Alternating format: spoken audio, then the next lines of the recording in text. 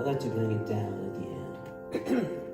When we sing, when we sing, when we sing, we pray twice.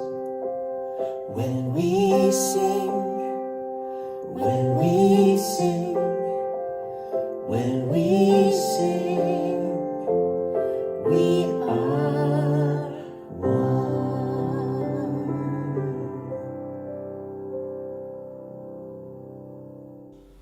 Good evening. Welcome. Shabbat Shalom. L'Shana Tova. Happy New Year. My name is Philip Rice, best known as Rabbi Flip, and my partner in life, Rabbi Lori Rice, joins me in welcoming, virtually, all of you. We are the spiritual leaders of Congregation Micah. Those of you familiar with our community, you already know the gig. Micah is a tapestry community. There are cynics and seekers, atheists and ardent believers, all woven and huddled together into and under a Sukkot Shalom, a shelter of peace. And there's lots of room for everyone. A number of you watching are doing so for the first time. Thank you for joining us. There are families tuning in who have helped found the community. And part of that founding is tied to a few principles that remain the same. First is that all people would be accepted, especially those supportive partners married to Jews. We don't care if you're gay or straight or exploring, rich or poor, black or white, Democrat or Republican. Everyone is invited to find their place in our congregation and in the ongoing story of the Jewish people. Because we see the divine light in all living beings, we consider all people to have inherent worth, with the right to live healthy, happy, and prosperous lives. These are values we derive from the Jewish tradition, which above all affirms life. And that's a big part about what this evening is all about.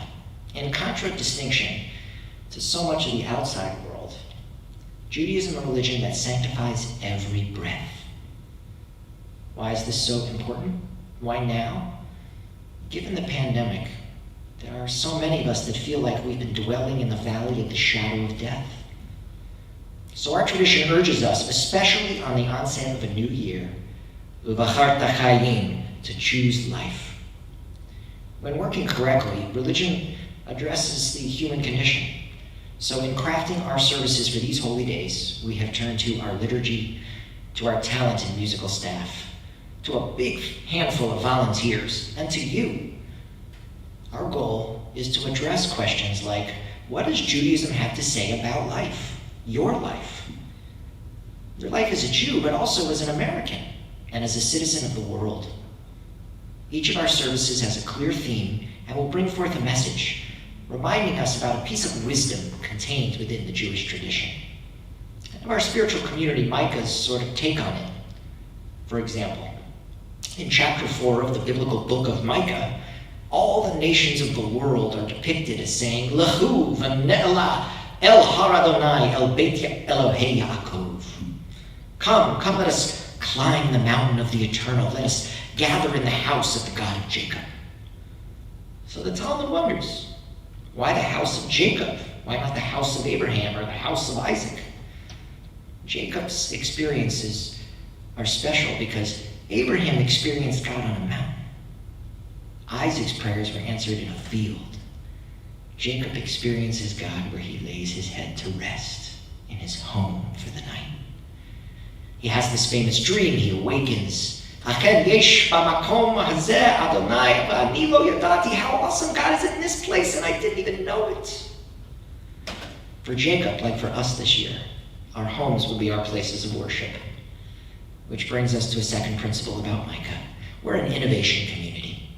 So while we would all rather be together, let us remind you that our people once told oral stories captured on stone tablets, which were later transformed onto scrolls and now screens. It is the message, not the medium, that counts. While we mourn the loss of not being able together, let's do what we can to feel together. Because we are together on a spiritual journey during this sacred season. And for those of you willing to jump on to the digital bandwagon, a dose of inspiring music and hopeful messages await you.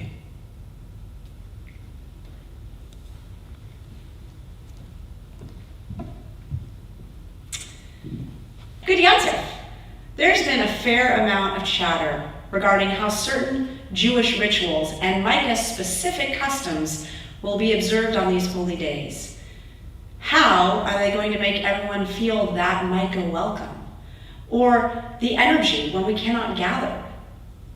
Will they still sing Heal Us Now? Or blow the shofar? How are they going to recreate the Torah service? Well, let's reassure you a few things. Number one, this year is very different. Keep your expectations realistic and allow these services to lift you, not bring you further down. It's a lesson in gratitude to appreciate what it is we have. Feelings tell us something about what's happening inside of us. So if you feel frustrated, it's good that you miss us. Please continue to support us because we're always here to support you. And at some point, we will be able to be together again in person. Number two, knowing that so many of us have for so long now been afraid for our very lives, we have developed a whole service with music and story that's meant to help you recapture the joy of being alive. So please sing along with us. Observe the rituals. Get up and dance like the Russians aren't watching. Number three, there's a big election happening in this country. It's coming, and as is our custom at Micah, we will emphasize principles over politics.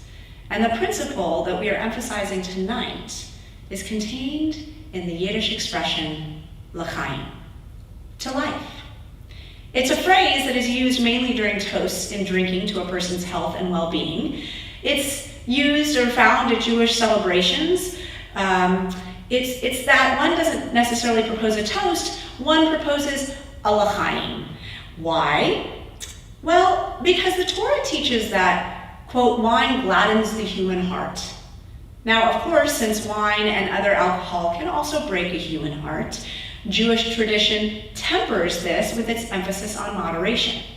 So pour yourself a glass of juice if you prefer, because at Micah we are always seeking to create a more inclusive, sweet, and sensitive spiritual community. And given the current plague that is upon us, tonight, like on Passover, we invite you to make 4 l'chaim toasts with us. On this, the birthday of the world, we toast to life's sweetness because at its most basic level, l'chaim is simply a way of bestowing blessings upon our friends. It's why the Talmud tells us that when 2 people share a drink together, it brings them closer together. On this night when we cannot be together in person, we ask that you lift your glasses with us and toast the new year. We are so happy that you have chosen to join us this evening. Should you wish to follow along in your commemorative supplement, we are on pages 4 and 5. We invite you to take out your Shabbat and Holy Day candles, your Micah matches, and begin lighting. It's time, in fact, to begin. And we do so as God began at the very beginning by bringing light to darkness and bringing forth light. Creator of all life, the darkness of the pandemic at times overwhelms us. So this year especially, please remember us for life and grant us a glimpse of the light of hope, the light of healing and of peace. Bestow grace upon my family of families at Congregation Micah. Bless us all with long lives. Fortify our community and the places we call home. May your presence dwell among us as we gather virtually across the city of Nashville and all over the world, looking to connect to you and each other. Spread holiness among us all as we begin to hear and utter the prayers of our ancestors. For as you created the world on this day, uniting fragments into a universe, help unite our hearts and the hearts of people to see the good in each other. Illumine our lives with the light of your wisdom, for by your light do we see light. May the light reflected in these candles surround me always as this moment is sanctified.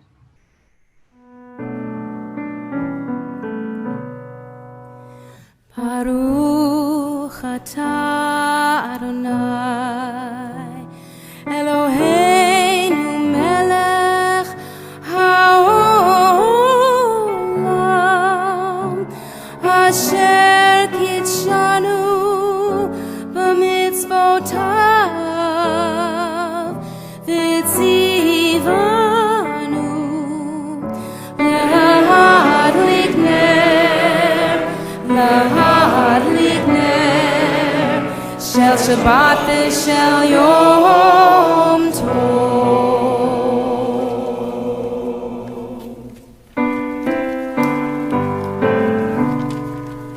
ברוך אתה אדוני אלוהינו מלך העולם שהחיינו וקיימנו והחיינו לזמן הזה.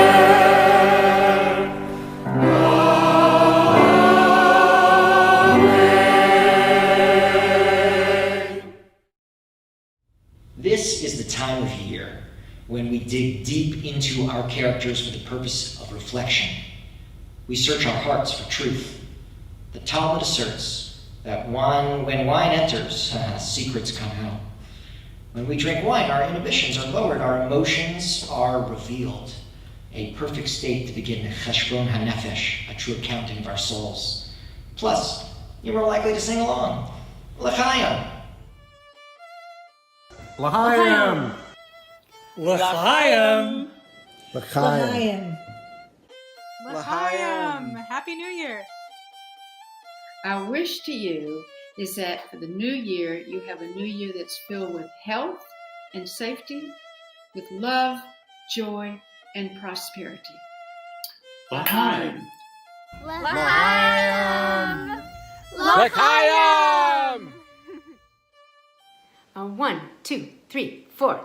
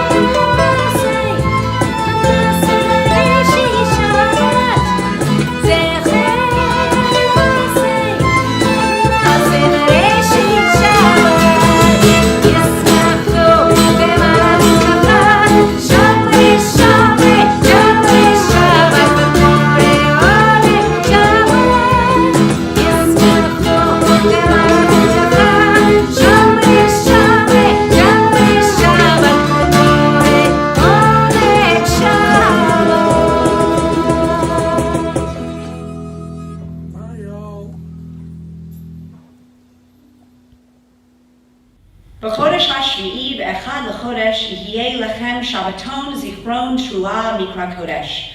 Kol Malechet Avodah Lo Ta'asu. In the 7th month, on the 1st day of the month, there shall be a sacred assembly, a cessation from work, a day of commemoration proclaimed by the sound of the shofar. Yehi ratzon milfanecha Adonai Eloheinu ve'Elohei Avotenu, shetichadesh aleinu ve'al kol Beit Yisrael et hashana hazot, shanat chameshet alafim ushva me'ot u'shmonim ve'echad, l'chayim u'l'shalom, l'sason u'l'simcha, l'yeshua u'l'nechma, v'nomar amen. May it be your will, Adonai our God, God of all generations, that the year 5781 bring to us and the whole house of Israel life and peace, joy and exaltation, redemption and comfort, and let us say, Amen.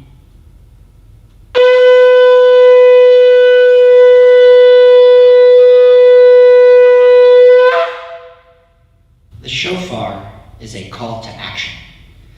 Its sound reverberates in our souls. It echoes down the generations, evoking in us the age-old belief that our actions have the power to help make the words we pray a reality. In a few moments, the ever-talented Miss Lisa Silver will unveil a new rendition of Zochreinu, one she wrote specifically this year to remind us to feel joy because God delights in our living. The Holy Day insertion into our liturgy asks that God Zochreinu remember us, l'chaim, for life. Does God forget us? Is this ancient prayer a plea that we allowed to live merely be granted another year? Or are we asking the Master who delights in life that we be remembered and inscribed for the kind of life that God delights in? The shofar's call is an alarm clock on our Jewish calendars, inviting us to recommit, to make our lives worthy of remembrance. If we live from this year to the next, will we merely survive because of the pandemic? Or can we learn to thrive? Will we make something of our days, treasure our time, or waste them frivolously? What is it about us and our lives that we want to be remembered? Judaism is all about life. This life, the one you're living right now. And not just an overall concept, but every day, hour, minute, and second that makes it up. We Jews sanctify the gift of life by marking time intentionally and in a holy way so that we can constantly appreciate its value. Rosh Hashanah comes knocking on our door every year to remind us that our lives have the power to leave behind a lasting legacy. Aging, growing, and the blessings that come with experience and maturity, coupled with Torah, knowledge, insight, and awareness, provide us the wisdom to tackle the difficult parts of life while celebrating the journey. These holy days prompt us to make the most out of each 24-hour neatly wrapped gift that is the present. See what I did there? This appreciation of time, it's a life skill. We all struggle to develop it.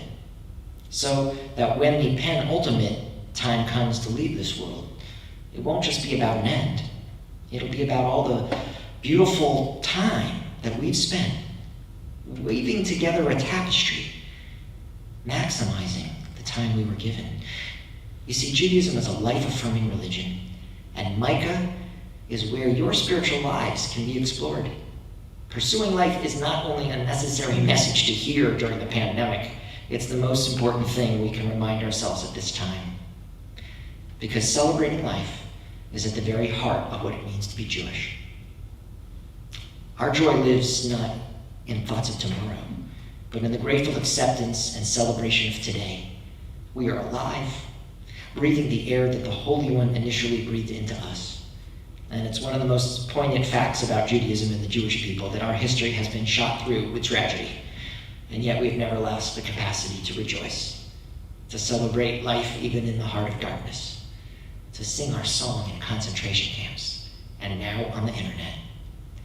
We Jews survived the failures and defeats by doing by never losing the capacity to enjoy life and to sanctify it.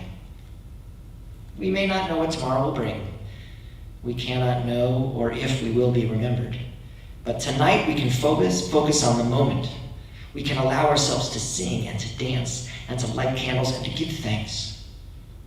If we let go of our separateness, we can and will become one voice in the communal process of performing the rituals together. Kierkegaard once wrote, "It takes moral courage to grieve, it takes religious courage to rejoice." And religious courage, that's Congregation Micah. It connects us to each other even when we're not physically together. And it reminds us of the need to celebrate life as such, knowing that whatever tomorrow brings, we're here today, under God's heaven in the universe that God made, and to which we are invited guests. A people that can know insecurity and still celebrate life is one that can never be defeated, for its spirit can never be broken nor its hope destroyed. So especially now, when the joy of being together also brings the threat of spreading disease, Zochrenu, remember to celebrate l'chaim, life, because in many ways our lives depend on it.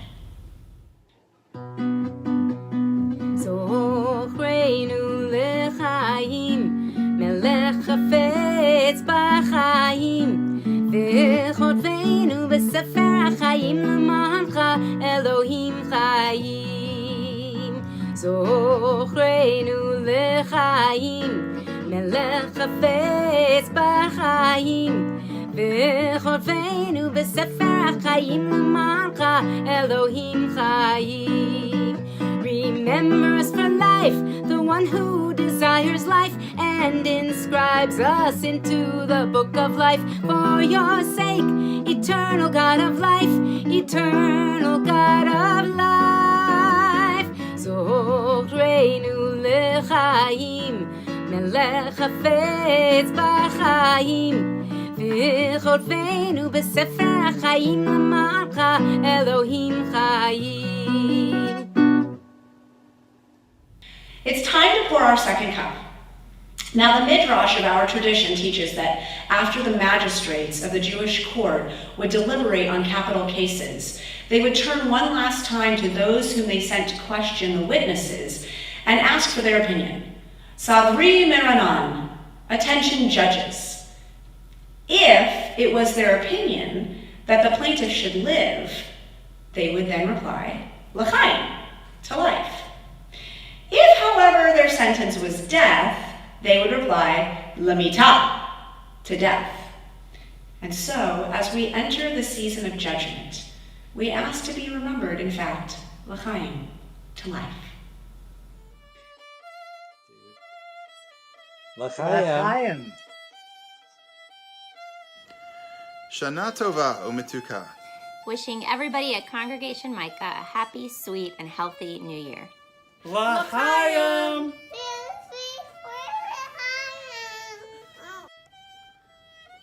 L'chaim. L'chaim. Happy New Year. Shana Tova, a happy New Year to everybody at Congregation Micah, from Tony and me. I know this will be very hard to believe for those of you who've known me so long, but this is the first time I have had a coat and tie on in weeks, and only for you. Anyway, a happy, healthy, special year. After the challenge of this last one, let's go from strength to strength. Best love. Happy New Year. Asked what the most painful loss she ever suffered was, Judith Forrest answered, the loss of the illusion that I could protect my children. We know how hard it is to safeguard those we love from the dangers of the world, from sickness and death. Sometimes the problems out there are overwhelming. They stir in us a whole slew of worrisome emotions, anger and sadness and fear and frustration and pain, loss. Often when I feel sad, I do the Micah thing. I sing or I hum a tune, partly because it makes me feel better, and partly because it helps me realize that my voice is sometimes worse than my problems. Singing is a proven method of increasing endorphins, those feel-good hormones that improve our attitudes and sort of increase our mental awareness, nourish our inner calm, and assist us in maintaining our overall health. Because singing brings more oxygen, more chaim, more life into the body. Isn't that what we all want? To know that tonight we and our loved ones will lie down feeling safe and wake up again in the morning. I want to sing along now and invite you to do the same. The words are on the top of page 8 of your supplement, but Lisa and Michael, they're going to take the lead. Hashkivenu Adonai Eloheinu l'shalom.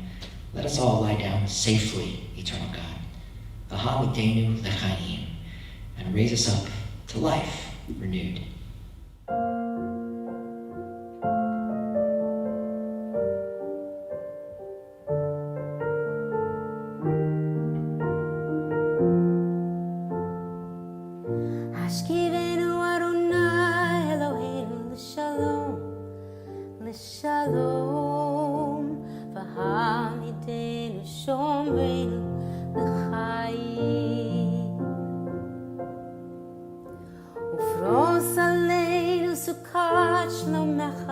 ופרוס עלינו סוכה שלומך.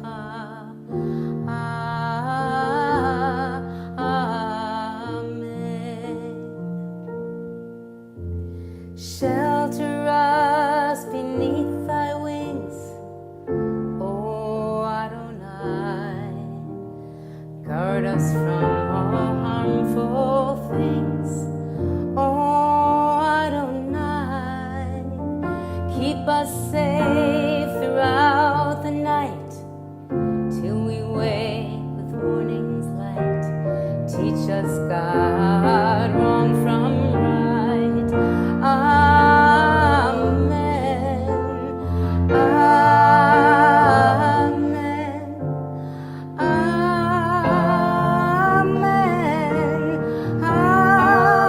Amen. Amen.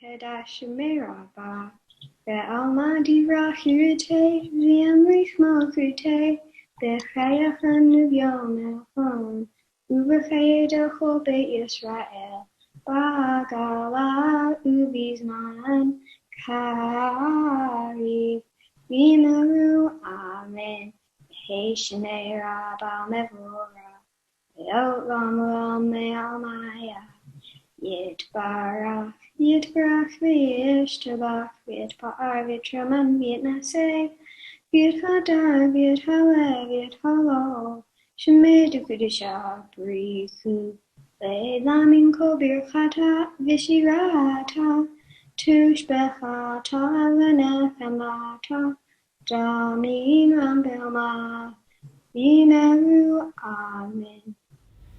It's time to pour that third cup. Sometimes we add a word, livracha, for blessing, to our l'chaim, to the toast, right? The Hebrew word livracha can also be read as a contraction of two words, lev racha, which is a sensitive, literally soft heart.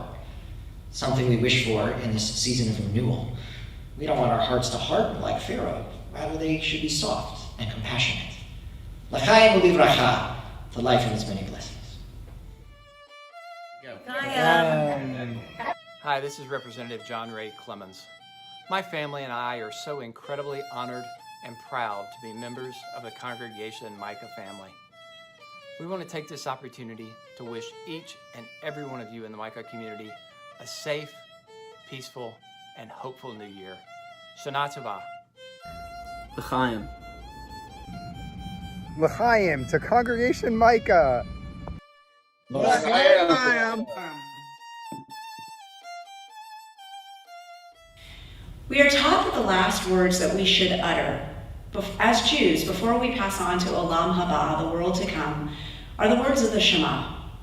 This watchword of our faith is also what we are meant to say every night before we lay our heads to rest, because it's possible we may not rise again. Sleep is a very vulnerable state. And because of this plague that is upon us, this pandemic, that which has bound us together, commerce, our religious community, these things have become sources of disease and death. And yet, as physical boundaries are closed, other borders dissolve. We are now bound even tighter together in our solidarity and our vulnerability, because we are all part of circles. There are the narrow circles of self and family, and the broader circles of community, society, and nation. And then, as the Torah comes to remind us, there is the very huge circle of humanity. So sing with us now and feel a part of that circle. Shema Yisrael Adonai Eloheinu Adonai Echad. Shema Yisrael Adonai Eloheinu Adonai Echad. Shema Yisrael Adonai Eloheinu Adonai Echad. Shema Yisrael Adonai Eloheinu Adonai Echad. Baruch Shem Kevod Malchuto Le'olam Va'ed. Baruch Shem Kevod Malchuto Le'olam Va'ed. Shema Yisrael Adonai Eloheinu Adonai Echad. Shema Yisrael Adonai Eloheinu Adonai Echad. Avinu Malkeinu, tonight we are roused by the shofar's blast. We awaken to the world's rebirth and rejoice in the earth's bounty. At this moment when we announce the new year, we pray to turn outward and renew our relationship to all creation. Avinu Malkeinu, tonight we keenly feel the passage of time. We are grateful for the moments that fulfill us, sobered by the moments that pain us. As we pray with ancestral words and silent contemplation, we turn inward and garner strength for the challenges and joys that await us. Avinu Malkeinu, inscribe us for blessing in the book of life.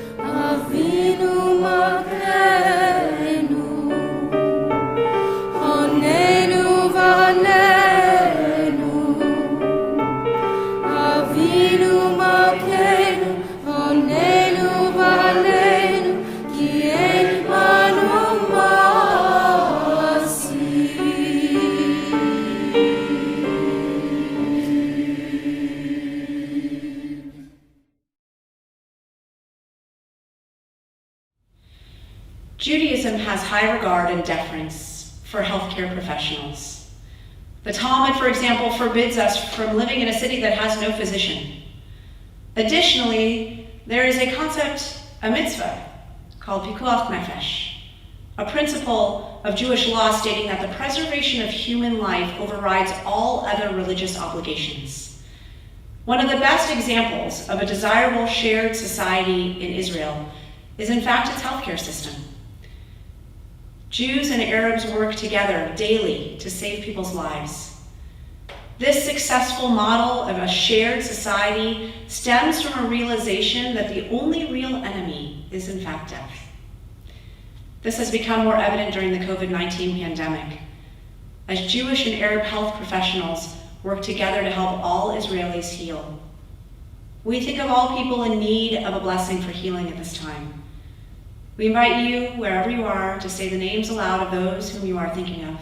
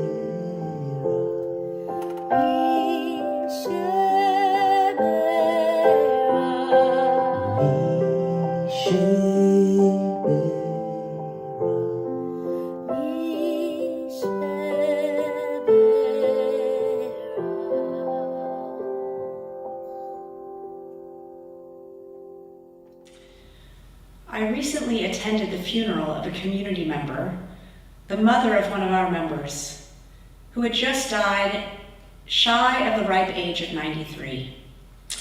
The same week, I visited another member who is 99, about to turn 100. She still drives and is sharp as a tack. To live 100 years is to have experienced so much, to have seen so much, and hopefully to have learned even more.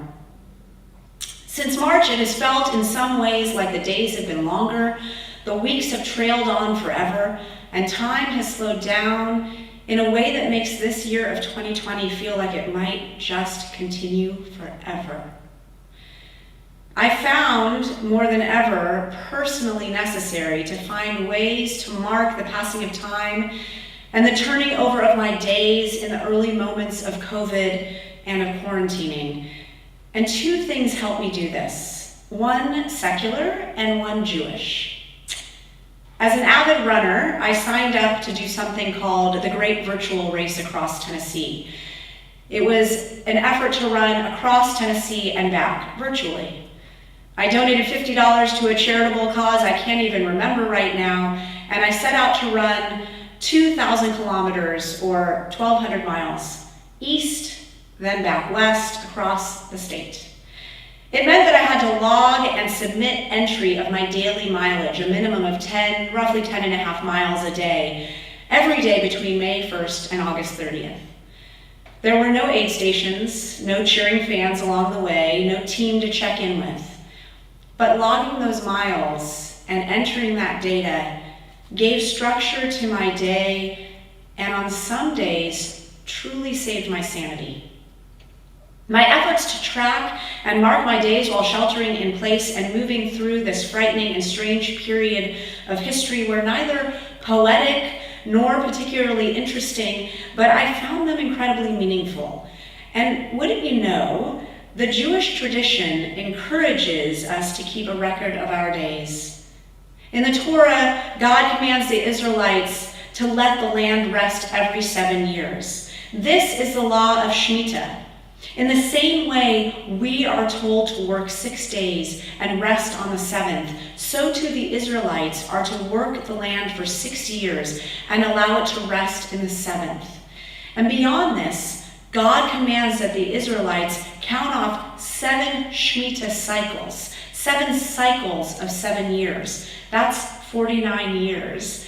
At which point there is an even more expansive release of the land and of its debts.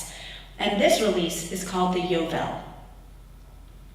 What this all points to is that we are a people who count. We are a people who count our days and our weeks and our months and our years. And for someone who lives by the Jewish calendar, they know where they are in relation to Shabbat, in relation to the moon, in relation to the land and the growth of the trees. In one of the most beautiful psalms, the poet meditates on the fleeting length of human life and says, "Teach us to count our days rightly, so we may obtain a wise heart." In his own way, the psalmist was saying that the poet Mary Oliver, what she wrote thousands of years later when she asked us to consider, what is it that you plan to do with your one wild and precious life? To count our days rightly means that we live like our days matter, like they're precious, worth keeping a record of. Now, I don't know about you, but since we've been sheltering in place, time has warped. Our days flow together, hours feel interminably long, but the weeks seem to just disappear. How many times have we said to ourselves, "I am so over 2020. Now, I don't think any of us thought that we would find ourselves in this place, meaning none of us could have predicted that we would be sheltering in place 7 months later. The millions of Americans who have now filed for unemployment also couldn't have predicted that they would find themselves in this place.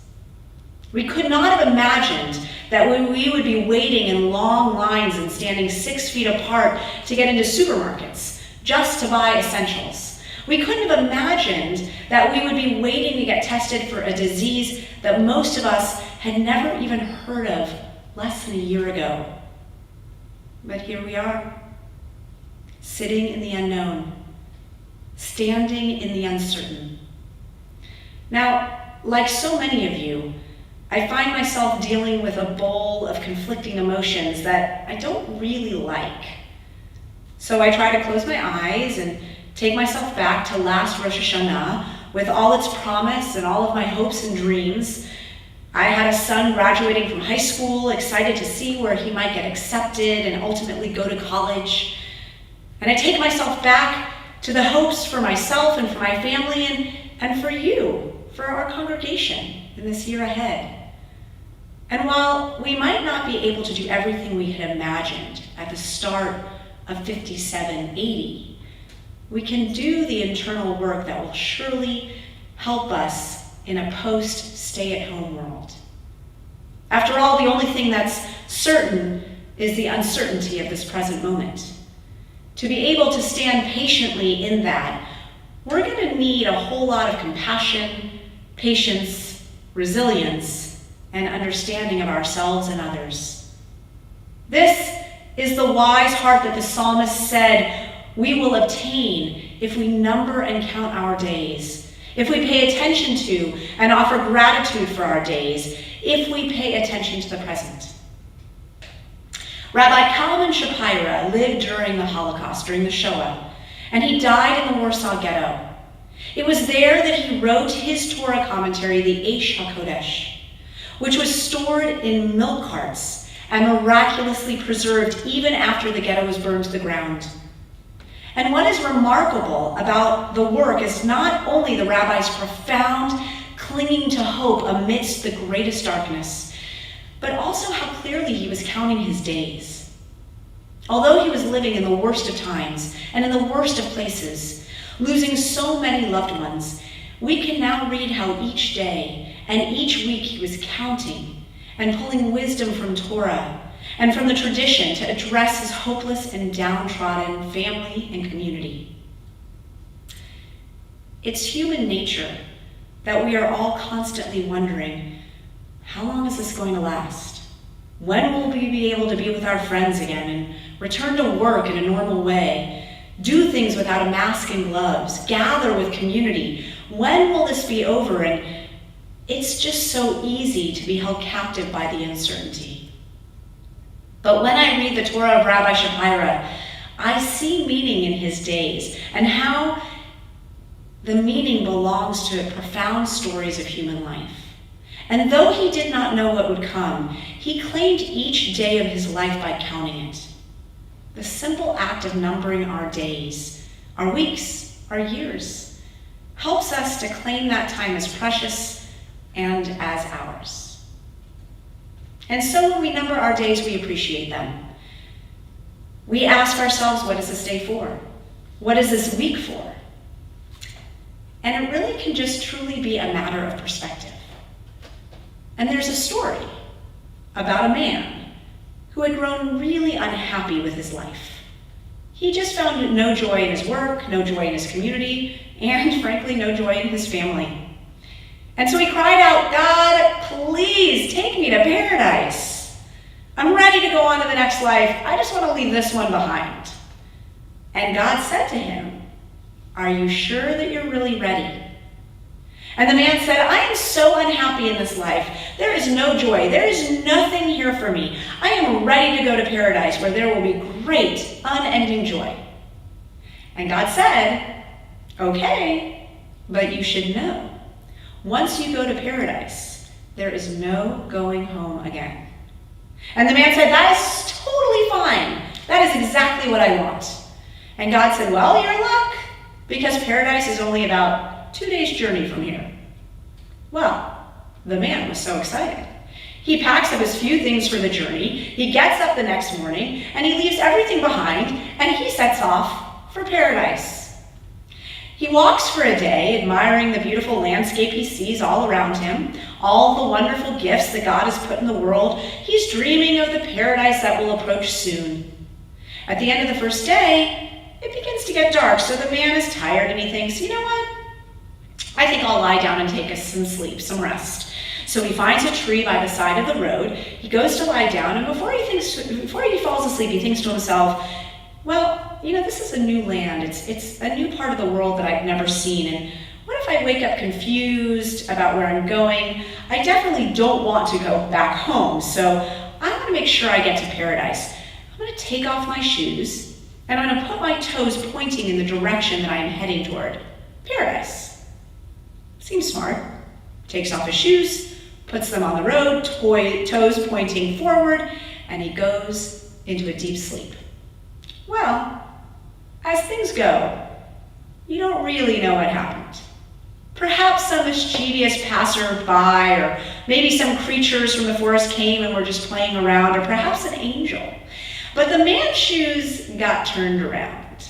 He woke up in the morning, rested from a beautiful sleep, with dreams of paradise, and he slips his feet into his shoes, toes pointing, he thinks, towards paradise, but really toward home. And he sets off, heart full, to continue his journey to paradise. And while he walks almost another full day, And as darkness begins to descend, he gets to the top of a hill, and he looks down into a valley, and he sees a gleaming village. His heart leaps. He can't believe he's finally made it to paradise. He runs down the hill, runs into the center of the village, and it is the most beautiful thing he has ever seen. It is clean, it's bright, and he sits weary from his journey in the town square, and he just watches people finishing their workday, smiling full of joy and laughter, and he remembers his village, where he came from. People were always so unhappy, so tired at the end of the day. He sees children finishing school, playing in the streets, beginning to head home for dinner, and he revels in their joy. The children in his village were just loud and noisy. And he sits there and he thinks, I'm kind of hungry. I wonder how a person eats in paradise. Maybe there's a street that looks like mine in paradise. Let's investigate. And he walks towards where his street might have been, and sure enough, there's a street that looks an awful lot like the one in his village. He walks down the street. There's a house that looks an awful lot like his house. It's rather comforting. He thinks this was such good planning on God's part to make paradise look so much like his village. And as he's standing looking at the house, the door opens, and a woman comes out, and she looks an awful lot like his wife. And she looks at him and says, "Nu, are you coming in for supper?" And he says, "Well, it's so wonderful that this strange woman wants to feed me. I guess I'll go in and have some soup." So he sits down at the table. She puts a bowl of soup in front of him. It is the most delicious soup he has ever tasted. He looks around the room. It is so warm and cozy and inviting. His house, where he lived with his wife, was just like cluttered and crowded and cramped.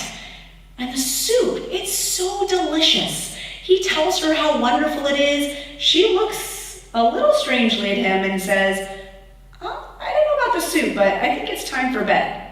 And he says, "I guess this is where I'm going to sleep in paradise." And he goes up to bed and he falls into a deep sleep. And when he wakes up in the morning and comes down to this woman who looks an awful lot like his wife, she hands him some tools and she says, "Go to work." And he says, "I guess you have to work in paradise. Well, maybe there are things to do, but God knows best," and he heads off to work. But this work is not at all like the work he did back in his village, which was meaningless and empty of joy. Here, the work makes him feel fulfilled, like he's contributing to the community, and he's full of sense and purpose and vigor. He comes home at the end of the day to the house that looks a lot like his house, to the woman who looks a lot like his wife, and again she puts soup in front of him, and again it is so delicious. And he goes to sleep again. Every day to him is just like this, and every day is a joy. Every day of paradise is like waking up anew, giving back to his community, learning to enjoy being with this woman, celebrating with the people in his beautiful, clean town. Every day he continues on this way until his very last. But there was not a single person who could ever convince him that his life, what he was experiencing, was not truly paradise.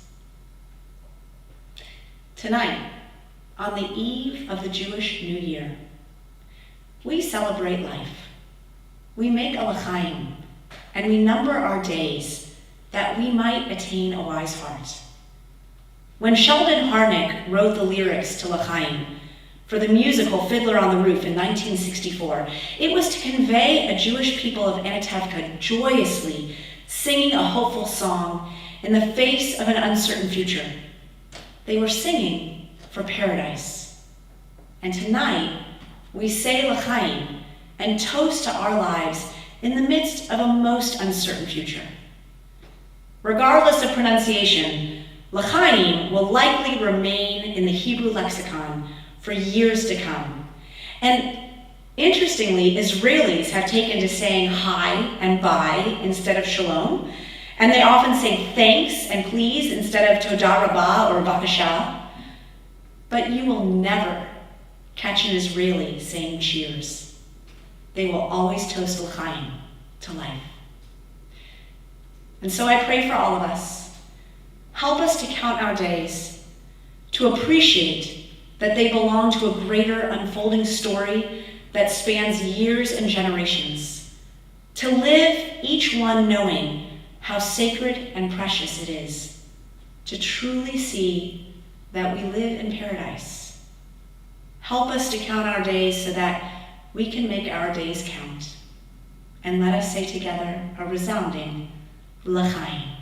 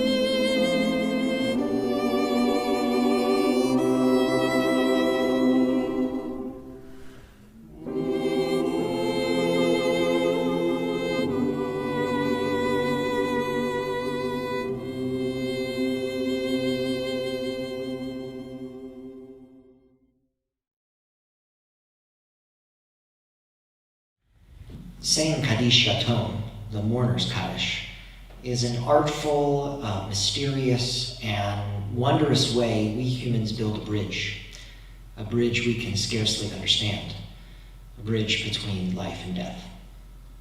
Saying Kaddish demands that we acknowledge the sanctity of those powerful, painful, and pristine moments when the ones we miss are so close it almost frightens us. Saying Kaddish requires that we not look away, even though it's easier. We do not dodge the tears, because the price of armoring our hearts is simply too severe.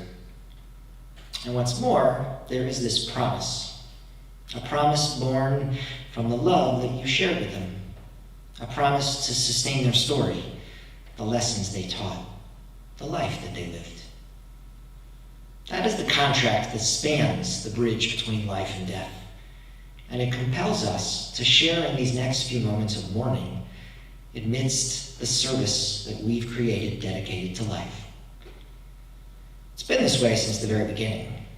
Long before our patriarch Abraham and our matriarch Sarah were separated by death, back when their story, our story, was really just beginning, Abraham told Sarah, "V'chatya nafshi biglalech," I will live on because of you.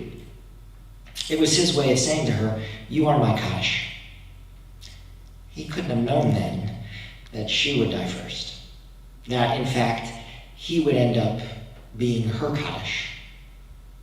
But that wasn't important then. What mattered was the promise held firmly between them. V'chatya nafshi biglalech. I will live on because of you.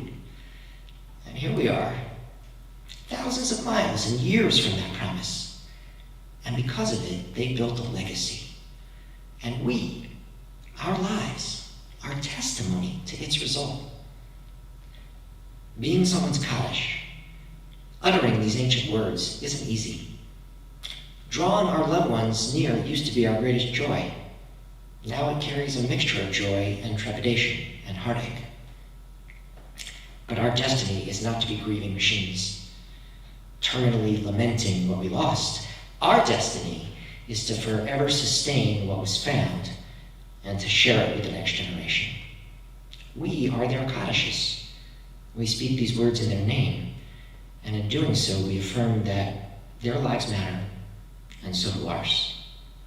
The words can be found on page 82.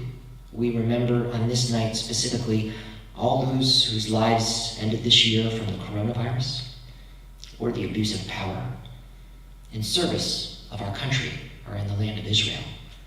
We remember specifically from our community Tristan Numbers, Simon Riss, Shirley Benjamin, Irene Schindler, Wendy Brooks, Fran Rachel Galante, Rita Feldman, Alan Lesnick, Miriam Silver, Jerome Allen Aberbush, Rachel Samus, Stephen Angus, Marlene Karp, Stuart Sabin, Milton Sabin, Irving Shapiro, Francis Kamenetz, David Mosau, Wendy S. Sirkin, Harold Miller, Edith Harris Marcus, David Levine, Judith Ruskin, Henry E. Foyer, Dr. Selwyn Liederman, Alan Miller, Frida Roberts, Shirley Pine, Corinne Blecker, Harriet Bubis, Helene LaBelle, and Rich Moschel. If there's a name I've neglected to mention, I invite you to do so at this time. We join together. Yitkadal v'yitkadash Shmei Rabbah, ve'alma livra kirute ve'yamlich malkute, ve'chayachon uvyomachon uvchaye d'chol be Israel, ba'agala uvizman kariv v'imru amen. Yehei Shmei Rabbah mevarach la'alam u'lalmei almaya, yitbarach v'yishtabach v'yitpa'ar v'yitromam v'yitnaseh, v'yitadar v'yitaleh v'yitalal Shmei d'kudishah b'richu, Le'ila min kol birkata b'shirata tush bekata